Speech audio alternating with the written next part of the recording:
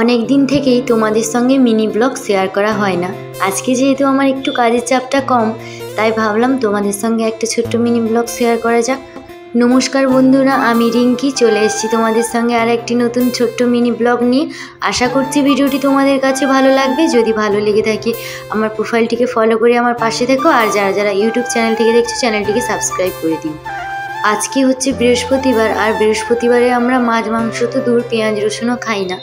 রোজ রোজ ডাল ভাত খেতেও ভালো লাগে না, তাই ভাবলাম আজকে একটু অন্যরকম কিছু বানানো যাক। যেই ভাবা সেই কাজ।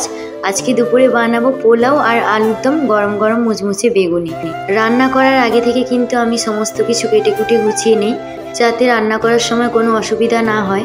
দেখো, ওইদিকে পোলাও চালটা আমি সিদ্ধ করে ঠান্ডা হতে রেখে দিয়েছি, আর এদিকে এখন বেগুনিগুলো ভাজবো। তোমরা কারা কারা আমার এই ছোট্ট ছোট্ট মিনি ব্লগগুলি দেখতে ভালোবাসো অবশ্যই কমেন্ট করে জানিও। তোমরা যদি চাও তোমাদের সঙ্গে আমি প্রতিদিন ছোট ছোট মিনি ব্লগ শেয়ার করতে পারি। যেহেতু আমার কাজের চাপটা অনেক, তাই আমি তোমাদের সঙ্গে রোজ রোজ ভিডিও শেয়ার করতে পারি না।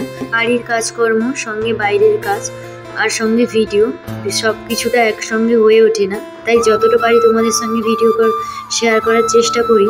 আজকে আমার কাজের চাপটা একদমই নেই, তাই তোমাদের সঙ্গে একটা ছোট্ট মিনি ব্লগ শেয়ার করছি।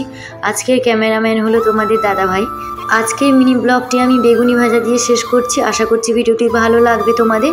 দেখা হবে পরের একটি ভিডিওর সঙ্গে। টাটা সবাইকে।